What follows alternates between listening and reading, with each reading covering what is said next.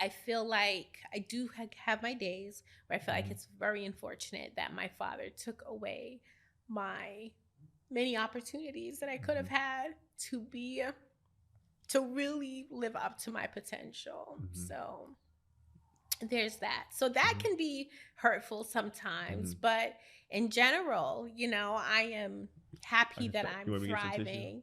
I can get some tissue. Yeah, Yeah, for sure. sure. Yeah, Oh. thank you. I'm happy to be thriving. I'm happy to have discovered the ability to take what happened to me and use it for positive and help other people. So And I just want to say, I'm going to give you a hug after this because, honestly, and this is exactly why I wanted you on here, because I know it's somebody out there that's going to be able to gain from this. And even though it's still a struggle for you on some days, where you still have what you've been able to accomplish to today is still powerful. And I don't want you to minimize it or mitigate it in any capacity. I know you said you feel like you started late, but that was your divine time. So I want you to remember that, because I don't never ever want a day to go by where you feel like you started late and somebody got the head on you. Trust me, they ain't got the head on you. You what you've been able to overcome and went through, they a lot of people would have never survived. And not saying, and I'm not saying that as if it's a good thing that you went through it, but it's still a fact that you are powerful, that in a being that a lot of people wouldn't have been able to overcome or even being able to deal with. yeah. So I definitely want to commend you for that. Well, thank you. I mean, thank you. I mean, in my work with my nonprofit, yeah, I understand that. So, I mean, so many people are out there suffering and cannot get past what happened to them. The fact that someone violated their trust at their most vulnerable point in human development, which is, as a child, or even in dealing with intimate partner violence. When you open your heart to somebody, right, you allow yourself to be vulnerable, and then they take that to use it against you. That's traumatic. And there are a lot of people out there that can't manage and can't handle it. So yeah, I definitely understand. And yeah, I mean, sometimes when I think about some of the things that I've been through, I'm like, damn. Damn. And then when I learn more about children who are still going through it and people who are still going through it, I'm like, damn. Like, I can't sit still. I can't not do anything. And that's the fight. And I'm glad you have that, because some people have given up, and just being that they've been so in that dark place for so long that they don't know how to come out of it, even though their power is enough if they put it in the right direction to truly help somebody out.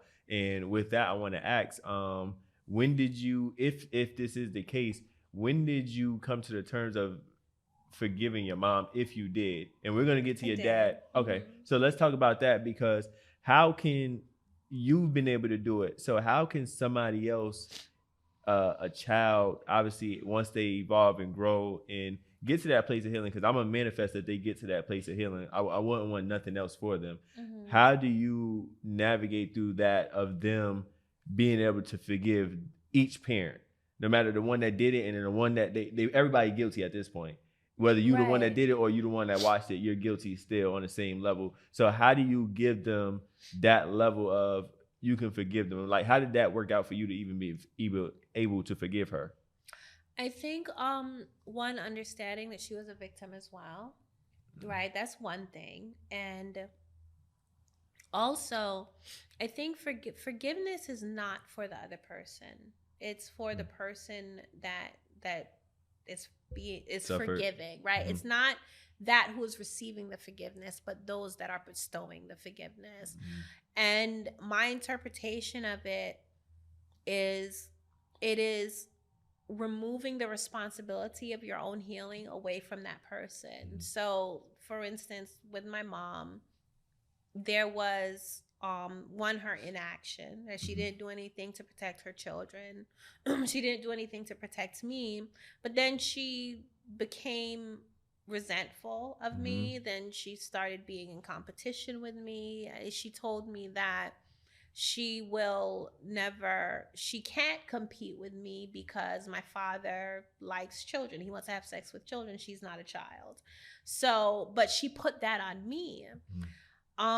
So then as I get older and I tell myself that yes, what she said and what she did hurt me, but at the same time, I can't keep holding her accountable for me being able to get past it. I can't continue to blame her and make her responsible for my healing. So I forgave her because yes, I understand that it's a very difficult decision. I mean, I can't imagine what it must be like for a parent to find out that the person that they love is hurting their child. I can't fathom what that must be like, and the decisions that you do have to make. And while anyone can say, well, as a mom, I would protect my child hand and foot, but there are so many, for every idea that you may have to protect them, there's also another reason where a circumstance. Well, then what do you say for the parent that is completely dependent financially on the offending parent? Or like it's not easy. Us on the outside, it's not saying it's impossible. Correct. You know, you can make the right decision, but it's not easy. And that's what it is. These things don't come naturally, and no one knows how they're going to respond once they find out that information. It's devastating. It's devastating to find out that your child has been violated by anyone, and your scruples are just all over the place. So a lot of people say that I give her excuses. I don't see them as excuses. It's understanding for me, right? I have to put myself in her position, and as a parent, which takes a lot, right? But it's necessary as a parent because I'm not perfect. She's not perfect. I'm not perfect. And I have to acknowledge that there is a possibility that if I was in the position that she was in, I might not make the ideal decision either. And I think recognizing that we are all flawed and that we have the potential of probably making some of the worst decisions, that then you can show grace for those that actually are put in that position and then are tested and then fail the test. So that was part of it. Plus then I wanted to have a mother-daughter relationship with her. And I think that my desire to do that was more about transforming what happened to us and not allowing it to continue to destroy us. So what my father did, I did not want him to continue to dictate what my relationship with my mother was anymore. So I chose to develop a relationship with her, see her for her positives, see her for her beauty, see her for her potential, and try to build a relationship with that aspect of her. I spoke candidly with her. She knew how I felt about the things that she did not do to protect us. I don't think she's forgiven herself. And she still allows some of the animosity that she had developed, that my father kind of planted in her. Instilled in her. She still allowed it to control some of her decisions and how she interacted with my children. So I don't have a relationship with her anymore because I had to separate, even though I desired to even help her along her healing journey. Her attitude was affecting my kids too much negatively. And I essentially had to separate from her. So forgiveness is not easy. It's not. And it's not something that's done one time. You have to keep forgiving. And that's the thing about, like, with the human mind and how we recall information in our memories. You may be in a position where you are hurt or harmed or traumatized by someone, but you don't always remember every aspect of it. And you may say, oh, I forgive this person. And now, we're functioning and we're moving forward. but then something may trigger a Another memory, one. another experience, and or different perspective, and then you have to forgive them all over again. So And hearing your perspective on that, I mean, honestly, I would have never thought about it how you just explained it, and I truly hope maybe that could give somebody else comfort in explaining, like, obviously, how would you react if you was in the positions reversed? And I know you said it seemed as if a lot of people said you was giving excuses, but I believe some of the things you have said are valid, and I think that takes a level of self reliance, self knowing, self accountability, and true honesty and transparency with yourself to even think of what you just said. So I definitely commend you on that as well. I'm sure you probably hope this maybe one day that she will reach, because evolving is different for everybody. Everybody's on their own timeline. So maybe one day that will happen. But I want to ask you, with that, I know you said you have to keep forgiving people. At what point do you feel like it's being counterproductive if actions are still the same? Do you feel like it's no set number? At some point, you just have to just let it go for good, because that's, like, I know you said repeating, like forgiving somebody repeatedly, but at that point, it's kind of like you're being taken advantage of, and somewhat it would make you stop healing. It's bringing back those memories where it's like it's doing, like I said, counterproductive. Well, forgiving somebody does not mean that you have to still be around them. That's the thing. Like I mean, I always say I love my mother from afar, right? Like I genuinely love her as a human, but I have to do it from afar. I forgive her, but I have to do that from afar, because the fact is she has not grown to a point that I can allow her around me, and her being around me would do exactly what you Take mentioned. you the other route, right? It could take me the other route and then hinder my own growth and development. So yeah, I've forgiven her, but we're not interacting for a reason. Understand. So yeah, you can forgive somebody. Like I said, if forgiveness is for yourself, it's not for them. My father is sitting in jail right now, and I forgive him. And I think that my ability to forgive really stems from my childhood.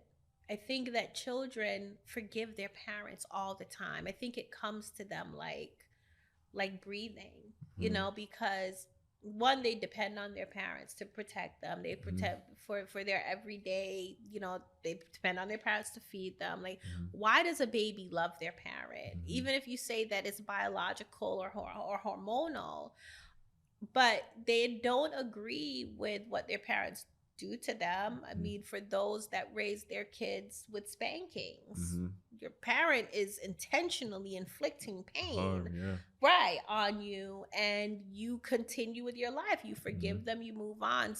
I think some scientists believe, well, their short-term memory allows them to kind of forget the incident a little bit. So I think me being tapped into my inner child, I use kind of the same philosophy or the same feeling every time my father molested me, every time he raped me, every time he hurt me. I forgave him because I wanted him to still be my dad. I wanted him to still be the person that before he started abusing me, that he was, which was intelligent and funny and fun to be around, and who loved me. So because I still wanted that, then it made it a little easier to forgive him for hurting me, in hopes that he would stop hurting me eventually. Like at some point, this is going to stop. I hope that he would stop hurting me. So yeah, now he's sitting in jail and I've forgiven him, but at the same time, from a distance. Yeah, from a distance. I would never let him around. Like I don't blame you. And at some point, I do want to go visit him in jail to get his perspective as a predator, if he's willing to talk. Because in the work that I do, a lot of organizations, they focus on, of course, the survivors, of course, prevention. Like with Precious Little Ladies Inc., we focus on prevention. We focus on educating families and giving them the tools that they need to prevent abuse. And then also we provide support services for if they have been abused. but we are really focusing as well on exposing predators. Correct. Seeing why they do what they do, how they take, what the techniques are, because we need that information in order to navigate it. And for those that are willing to talk, like, why are there people that are sexually attracted to children? I can't even comprehend that idea, but there are. What does that say about human sexuality and having control over it? Yeah. So is it a mental health issue? Is it a hormonal imbalance?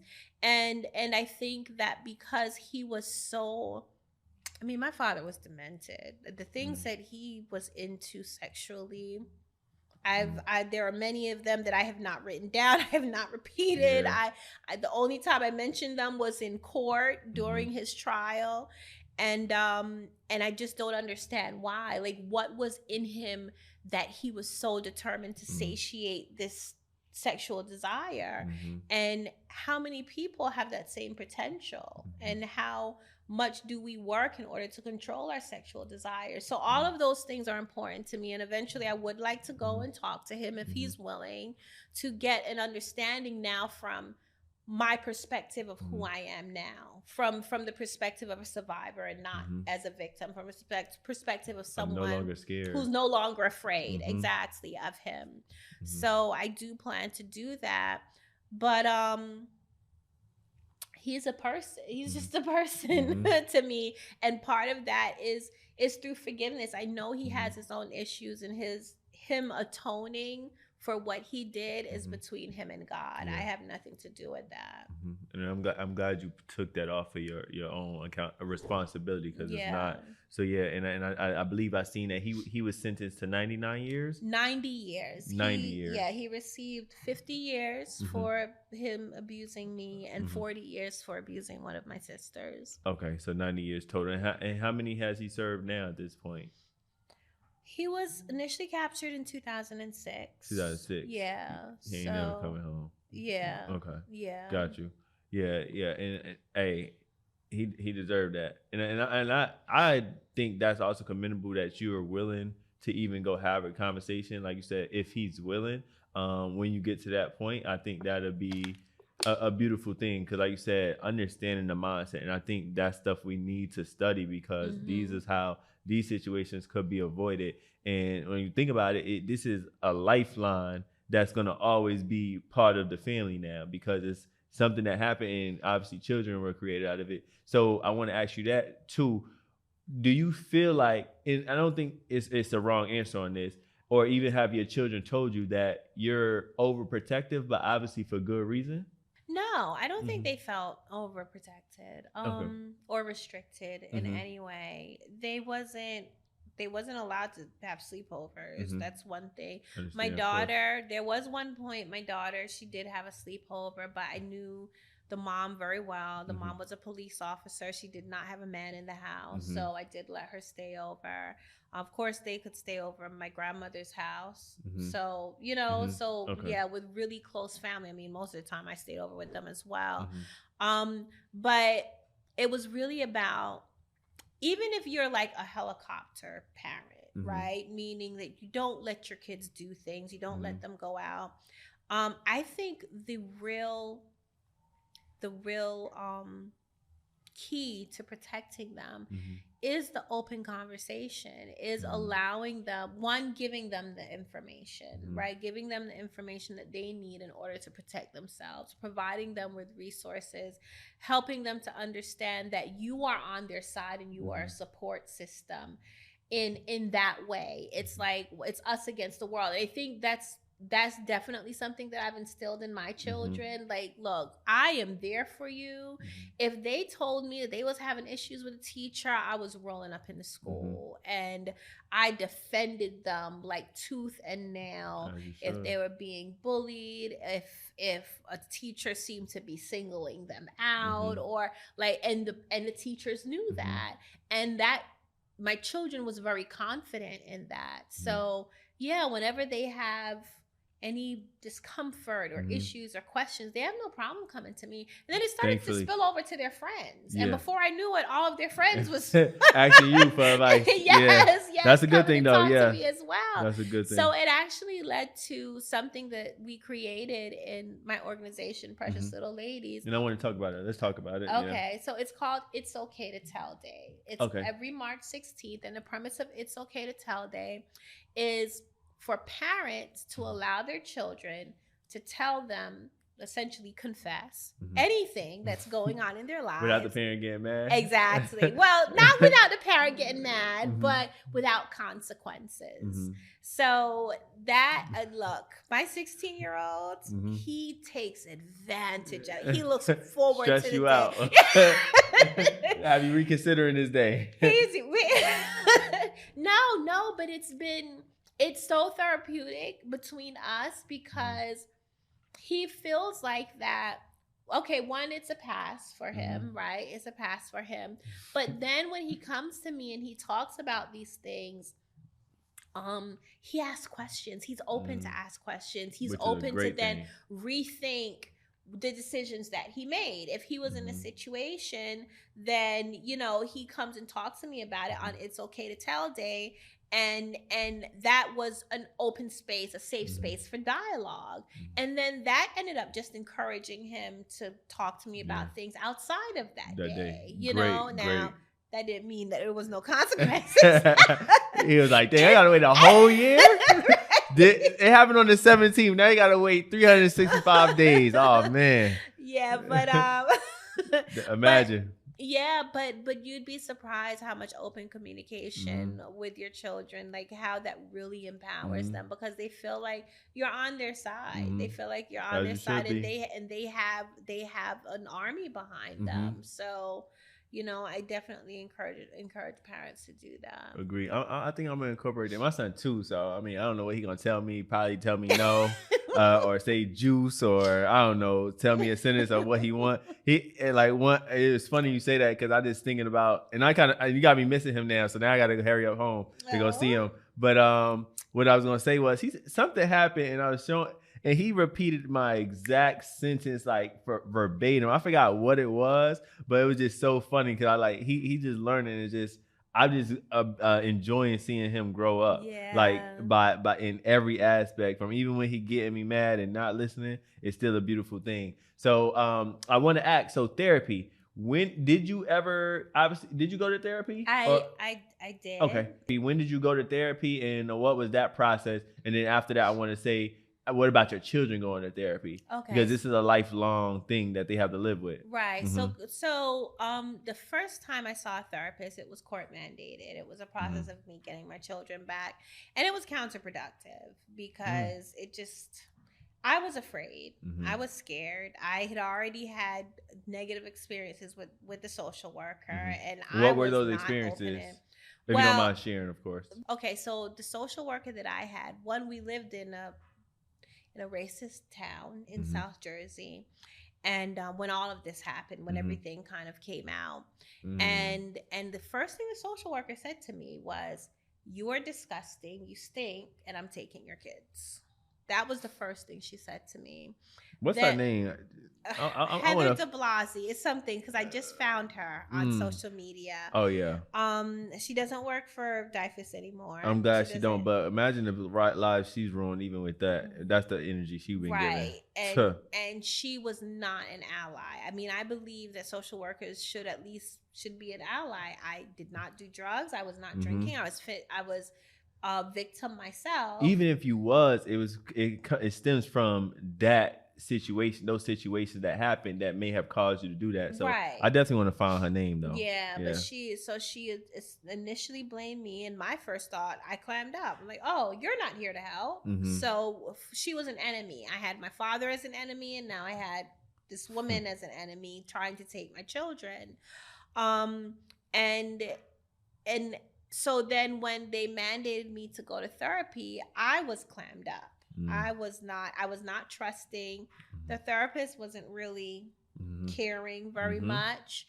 And I realized that I could just say what I thought she wanted to hear in order for me to get a pass so I can get my kids back. So that was the first experience. After that, I actually I employ a lot of self-therapy through meditation, self-care. I studied psychology in college, and I incorporated, communication, of course. I do not I don't silence myself even in my relationships. If I have an issue with you, I'm going to confront it, because you're not going to silence me. Yeah. Been there, done that. So a force to be reckoned with. Nah, right. facts. Though. As you should, though. As you should. And don't get me wrong. It's not that I'm completely insensitive. I will start with a question, and I'll express how something made me feel. I'm pretty tactful. That I definitely learned from having to deal with my dad. Psychology. Yeah. But no, I don't. I'm not afraid of confrontation, because I feel like that it could be, when you confront something, that's how you grow. You have to work through things. Correct. So by the time that for somebody I adored, who was really important to me, died. Condolences. And thank you. And I loved him dearly. Like, I felt like I had met someone who really understood me, understood the things that I went through. And he just died. And I was so angry. And I was just like, wait a minute. But I don't have much time left on this planet. How am I going to find someone like that again? And that sent me to therapy. I was like, I need help with this, because then I was losing sleep.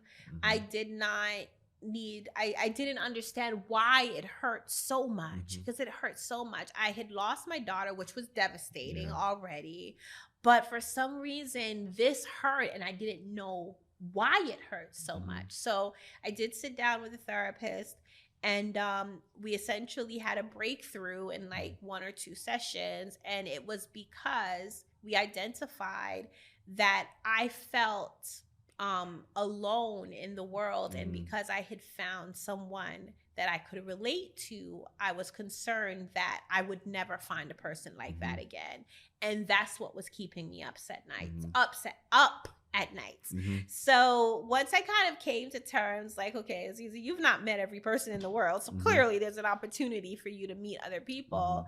I came to terms with that. I got through that, slight depressive state, and that's it. I was fine.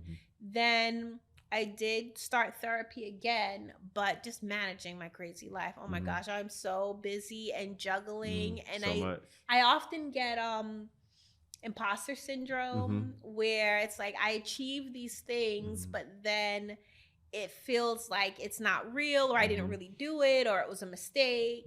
I remember when I graduated William Patterson University with 2 bachelor's degrees. Thank you. And I graduated magna cum laude. Not knowing the school system, I had no idea what that even meant. Yeah. Right. I had no idea. I'm like, what's the big deal? Okay, I got A's. I had a grade point average of 3.9. But for me, they were just steps that I needed to take to achieve my goals, which was to raise awareness about sexual abuse. So I kind of diminished the value and the achievement. And so then as I started doing more things, I published my book, I, was dealing with these other opportunities. It became very stressful and hard to manage. So then I decided to, get therapy again. And my therapist does not deal with sexual abuse at all. I have, because I've so far my healing journey, that he's like, yeah, no, you're good. You're good with that. But it is really about just managing stress levels because of my schedule. And I tell people that, one, you can't look at therapy as like it's a crutch, or it's a negative reflection on you. Like, I think Black people specifically, because we have been through so much, we're kind of expected, and a lot of that might be our own expectations of ourselves, to just handle handle shit. Like, you're just supposed to handle it. Yeah. You're just supposed to deal with it. Don't matter Can't how hard sugarcoat it gets. yeah. You're just supposed to deal with it. Like, pull up your bootstraps, because if your ancestors got through this, of course you can get through. So there is a stigma surrounding getting mental health help in the Black community. Unfortunately. And it doesn't need to be, right? It doesn't need to be. If you need help, you need help. Like, that's literally the first step to healing, recognizing that you need to heal, whatever it may be from. So even through my nonprofit organization, we've partnered with BetterHelp to provide free therapy hours to women, to women who in low income communities.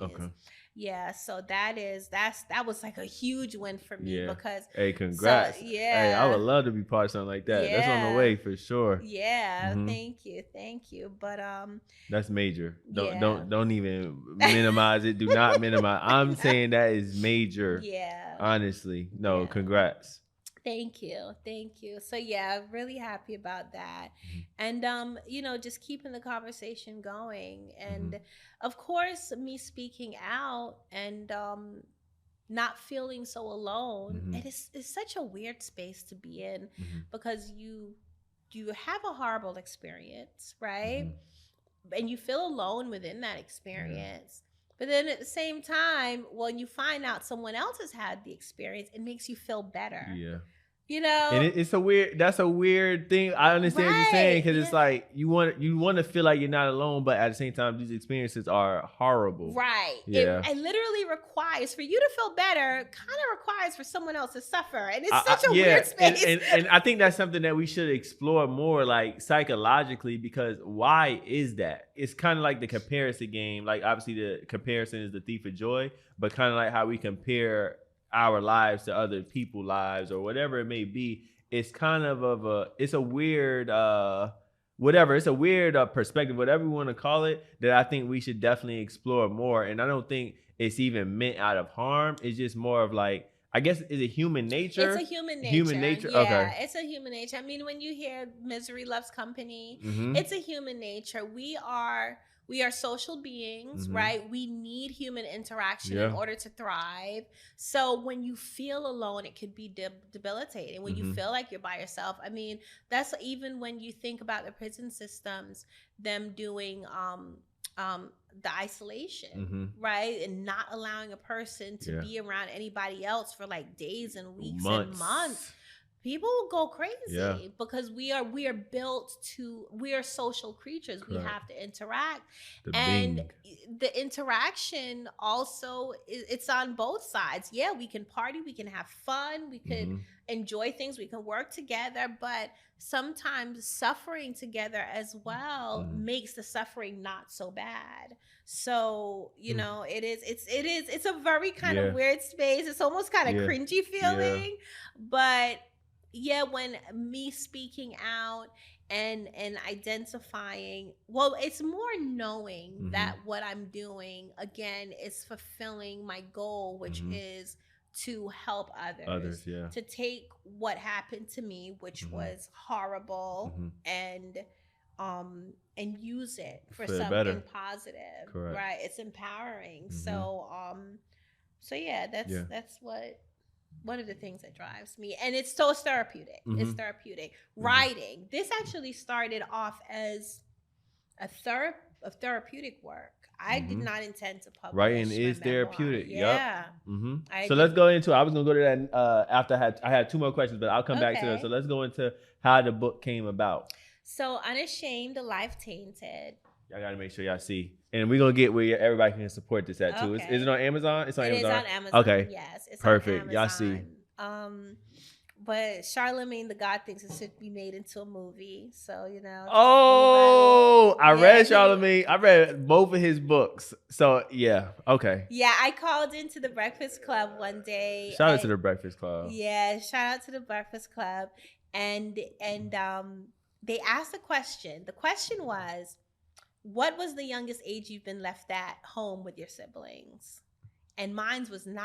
So I called in. I actually got through, and I said I was 9 years old. And they was like, "Wait, no, you lying." And I'm like, "Yeah, I was 9 years old the first time I was left home with my siblings." And they was like, "Oh, but it was like your mom went out really quick." And I'm like, "No, I was left the whole day with them. I had to cook. You got for that them. recorded? I want to make sure we I put do, that in. I Okay, do, bet. Send that to me. We're gonna put that in the reel. Yeah. So that led to me explaining why and what the circumstances was, and I essentially told them, you know, about what happened to me, my story briefly, and I said that I wrote a book about it. So Charlemagne shouted it out. He ordered it right there on the air, and after that, later on, I must have called in about another question, and he remembered me, and he was like, "Yeah, he read the book. He was like, it's crazy. It should be made into a film." So I'm like, "Yeah, okay, I'll do that. It's available for option." But it did start off as a therapeutic work after escaping my father, having my kids, my daughter, who was disabled as a result of the incest and the close familial relations. Genes, yeah. Right, the genes. She had a condition called spinal muscular atrophy, which essentially made her completely dependent on everybody. She couldn't walk. She couldn't sit up on her own. She had respiratory issues. So she was on respiratory support at night. And she was in the hospital. And I was just reflecting on my life, you know, everything that culminated to this moment that was really so bittersweet, because if she would have expired much earlier if my father was still in control, and then he blamed me for her illness. So when she started showing signs of the illness, he told me, because he delivered her, and he told me that it was my evil milk, my evil energy, and you know, he always came up with these things to blame me for. Yeah. So then to be there, and we're in the hospital, and she is being helped, even though, you know, the moment is difficult. I'm just thinking about everything that I went through, and I decided I wanted to write it. Now I had always been a writer. I used to write the treatments for my father's music videos, for the music videos that he directed. But I also kept a diary. And the reason why I had stopped writing, aside from whatever assignments he would give me, was because I started writing about him abusing me in my diary, and my brother found it and gave it to him. And of course, there were consequences. So that traumatized me enough to where I stopped writing. So now, after escaping him, I was exploring writing again, writing poetry, and really then reflecting on the things that happened to me. I decided to start writing them down. So it was purely for therapeutic reasons. And then in the process of me going to school, so a couple of years later, my daughter died. I definitely I abandoned the writing because I was devastated from her passing away. Decided to go to school, and I took a public speaking class, and I decided to use my story and to write my speech based on, to bring attention to domestic violence and sexual abuse. And while I was reading it, there was this one girl who had been quiet in the class the whole time. She sat all the way in the back, completely quiet. She barely answered any questions, did not engage with the students. She was crying.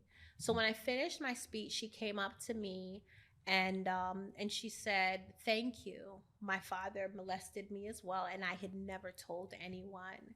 And she felt less alone now, and she hugged me. And that's when I realized that speaking about what happened to me could help others. So I decided to publish the book. Amazing. Yeah. Amazing. No, we definitely gonna put this at the bottom. We're gonna make sure people could support this, and obviously the organization, because what you're doing is vital.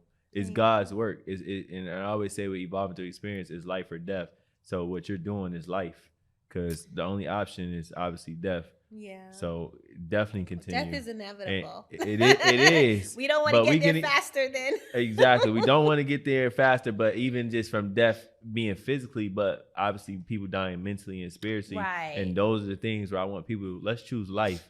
Let's choose life for those. Those are the ones that we can control while we're here. Right. So let's always choose that. And just because we on it too, outside of the book, I want to talk about this. I know we mentioned it 3 times, and again, my condolences. What can you say?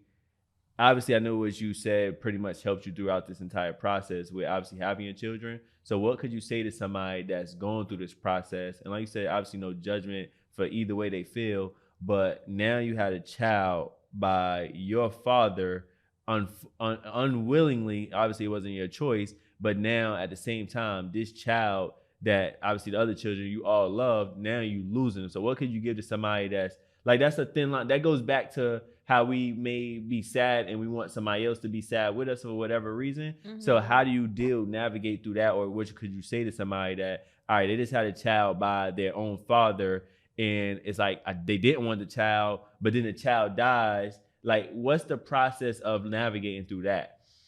Ooh, that you could give somebody? Yeah. Well, wow. Gosh.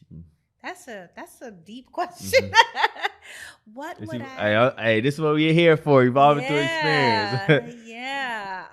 So for me, okay, I think that my perspective may be a little biased because I already had accepted my children for who they were as souls, right? As spiritual beings having a human experience as their individuals. So I did not see them as a product or result of the negative things that happened to me.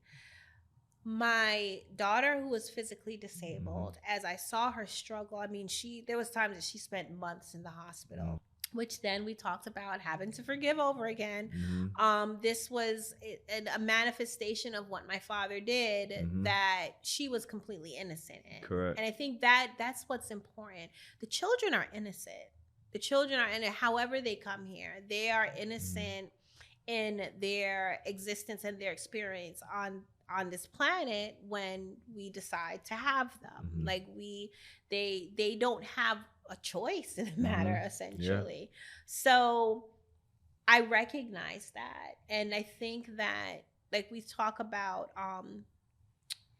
so there's behavioral therapy, there's cognitive therapy, right? There's different forms of psychotherapy. And essentially those are focused on changing your behavior and not necessarily changing your mind or your thinking, but really changing how you respond to your thinking and your mental perspective. So for me, it's really about understanding the facts and taking responsibility to understand the facts. My daughter was not responsible for what happened to me. Therefore, I cannot hold her responsible in any way. And I feel like when a person applies their trauma onto the child that may be a result of that trauma, it's in a way indirectly holding the child responsible. Like, say, for instance, when you're in a relationship and you and your significant other, your baby mother, your baby father, you have issue with them or they hurt you in some way, and then you treat the child differently. Like, for me, that's the same thing. Like, and I see it all the time. Well, I'm mad at your dad, so therefore you're being punished more and I'm yelling at you more. Like, but the child has nothing to do with it. They're innocent in the situation. Agreed. So I think cognitively and consciously and intentionally, anybody that would be in a similar position like me, you have to understand and just know for a fact that the child has nothing to do with what happened to you. They may be a result of it, but you can't hold them responsible for what happened to you. Correct. And I think that's the first step. And then from there is to then build a relationship with them.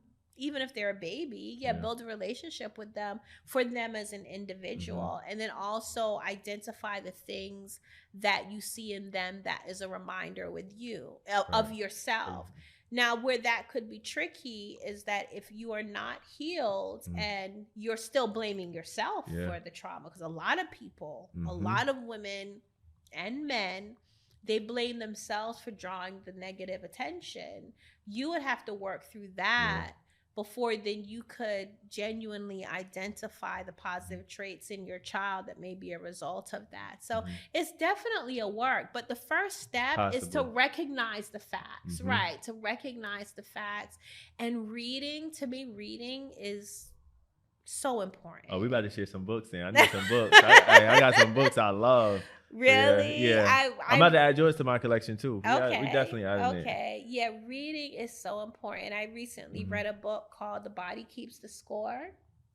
And it is about how sexual trauma impacts people, but on a scientific level, how it affects the brain, how it affects our ability to function. And it's extremely enlightening. So reading, The Body Keeps the Score.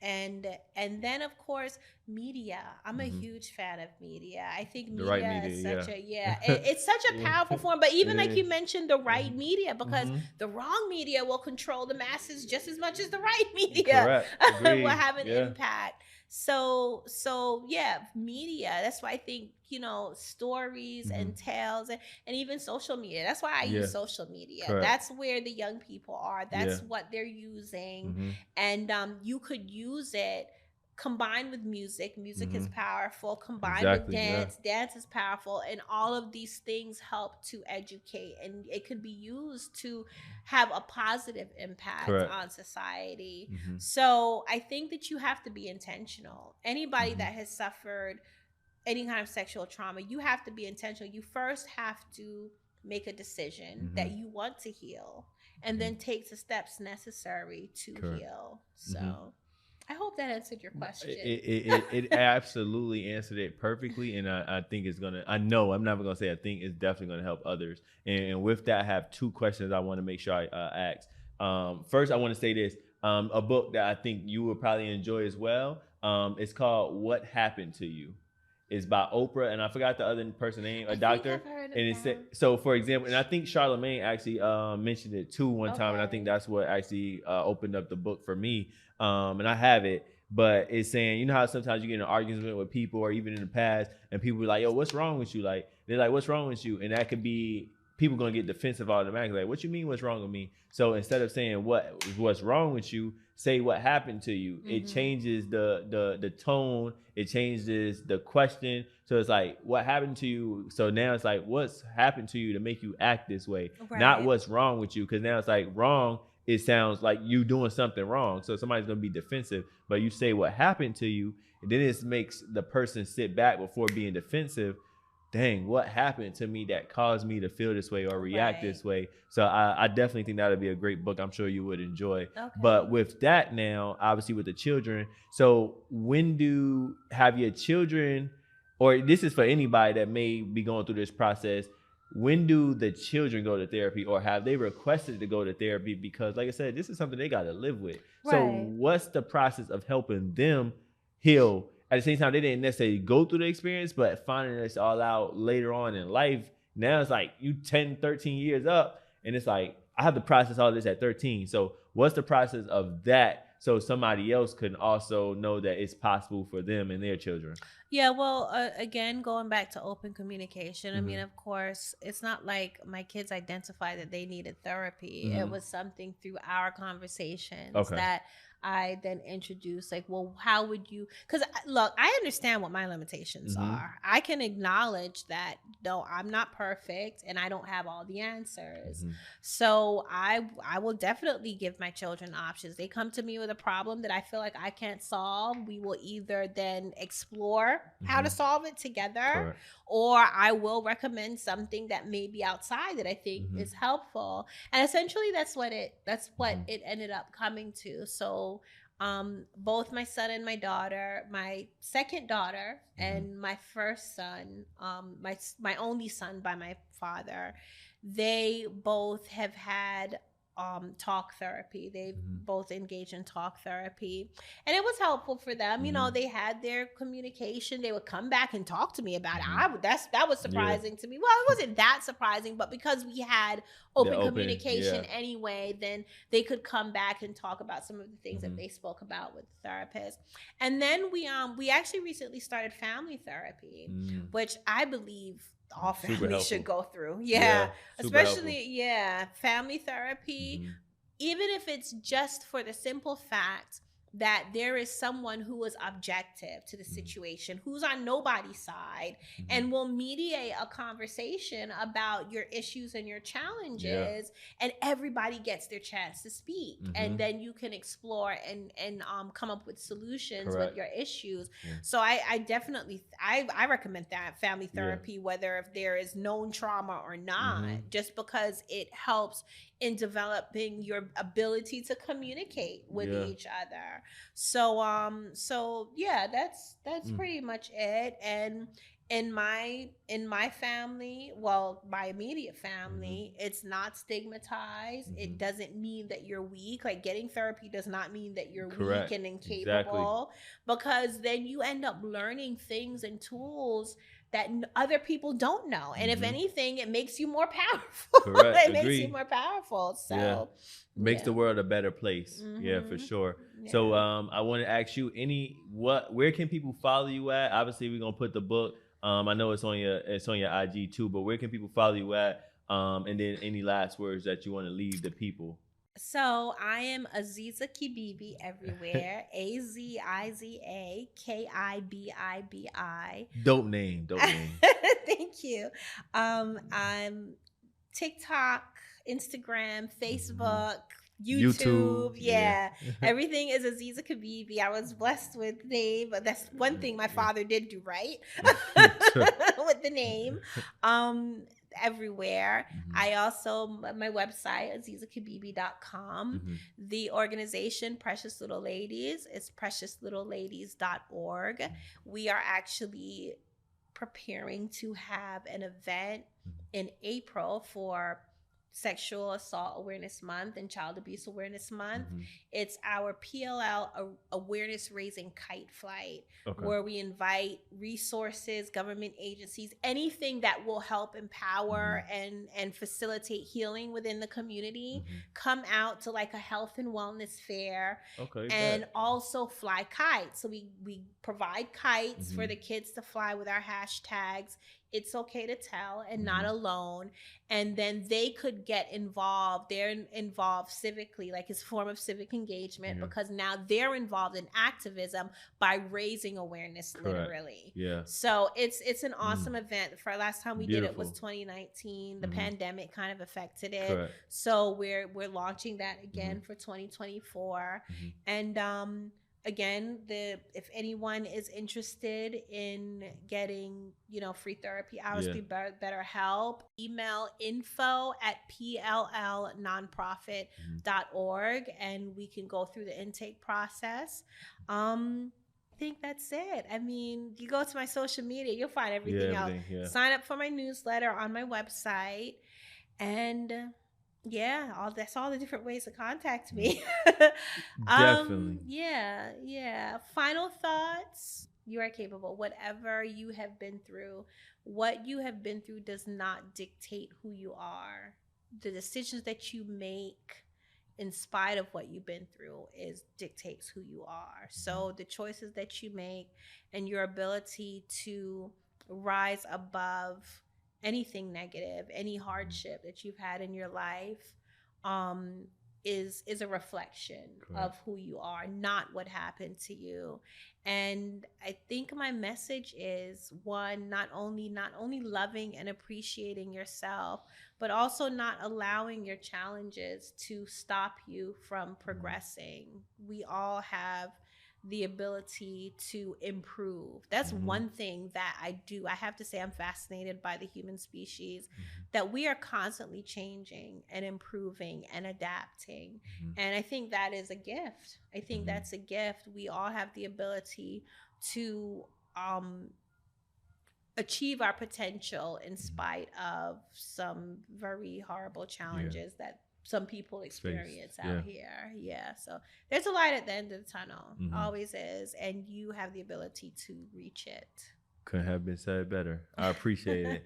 Y'all heard her. Y'all definitely. They can donate to the organization as well, yes, correct? please. Okay, please. We're definitely gonna for sure. We're definitely gonna put that out there. And you said the event is April. It's in April 13th. April 13th, so people could donate for that as well. Yes. Okay, so we definitely gonna put that out there. Definitely donate. Definitely get the free therapy. If you're a woman, is it just for women or is it for men too? No, it's for men and women. Men and women. So get the free therapy. Obviously, if you want to heal, and truth be told, no matter how hurt you are, truth is you want to heal. So get the free therapy. Don't be ashamed of it. And I'm not sure if you heard of the app. I had a guest on my show a while back. Actually, I call this a healthcare company because I really look at this as therapy in so many ways, and helping people in every aspect. But it's called an app called Pink Cloud. And it's pretty much no matter whether you had sexual assault problems, drinking, drugs. It's $9.99 a year. I'm sponsoring 20 people. Me and him are sponsoring 20 people because he was able to overcome. But no matter where you are at in the United States, you can find like help. Like if you traveling, you in New York or Atlanta, and you feel like you're having an urge or you're having a breakdown, you can go on the app and find a meeting going on at pretty much any time. Nice. It's going to show you where it is. And like I said, it's $9.99 a year. So we sponsor people to help them out with that. Awesome. So no matter where you at, you having a drug addiction, you have anything, and you want to pretty much get help, look, go to a meeting, get the help you need. So we're definitely, with you saying that, it reminded me of that. So like I said, y'all, get the help you need. It's meant to be. And now your story can inspire somebody else, because the way you're feeling right now, somebody else is going through that or will go through that, unfortunately, but you overcoming is a proof that they can do it too. So no matter where you at, let's evolve, because if you're not evolving, you are dissolving. And again, I just want to say I appreciate you coming on. This story was truly heart-filling, and I appreciate your transparency, because like I said, so many people that's out there going through this or been through this, unfortunately and fortunately, because like I said, the level of growth that comes from it is just, that's the beautiful part of it. But letting them know that they can prevail is my biggest thing. So I appreciate you.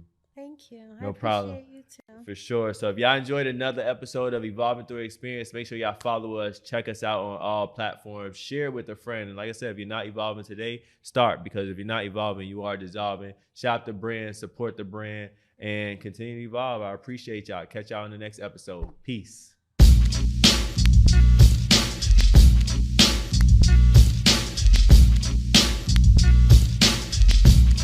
I'm a bad bird.